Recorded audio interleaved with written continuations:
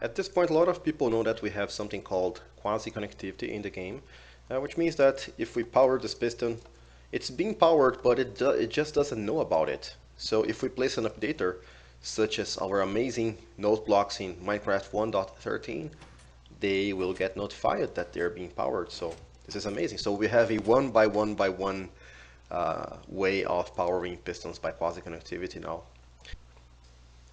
But in this video, I want to focus more on the other functionality of note blocks, which is note blocks as detectors. So in a previous video, I showed you guys that just by touching a note block, it acts as a detector, and a observer block can detect its changes. It's also amazing that observers can detect when a note block's also powered, which is amazing, as you guys can see in here.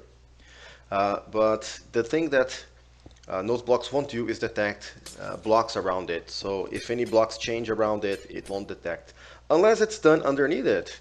Yes, because note blocks read the block underneath them in order to know what instrument to play. So if you change a block underneath it, it will change it. It can be useful for information propagation, for instance, if you're trying to send signals in a tileable way that can't interfere with each other. Here's what could be called a classic redstone problem that you may face in the game.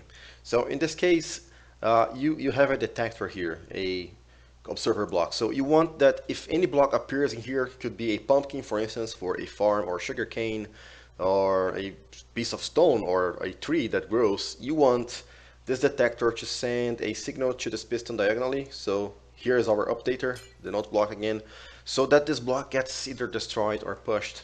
So if I place a block here now, it acts as I want, but it also becomes a clock. It won't stop. And this is one of the applications where you can use your note block, because the note block won't update again. And I can basically hold my mouse button here, and it will keep sending blocks to the other side. A simple application that can take advantage of this is a concrete converter. So yeah, I placed a bunch of random colors for concrete powder inside this dropper in here, and then the output is this. The concrete gets converted into a block from the water in here, and then it gets pushed in here, and then we can make a giant cube using very simple redstone. So yeah, I just showed you guys that you can place your blocks like this, and yeah, it's decently fast, but it's not as fast as if you place the block aiming at the ground. Don't aim at the piston, don't aim at other blocks, aim at the ground. And let's see how fast this thing goes now. So it's super fast, as you can see. Let's try another kind of block, this one for instance.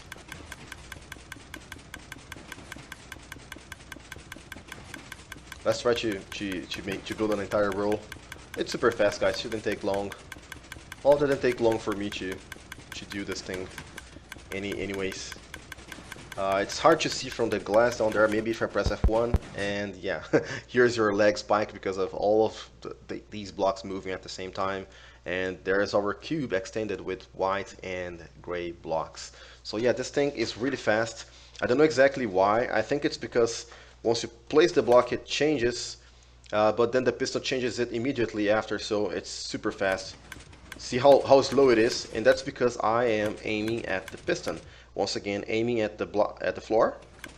Super fast, slow, super fast.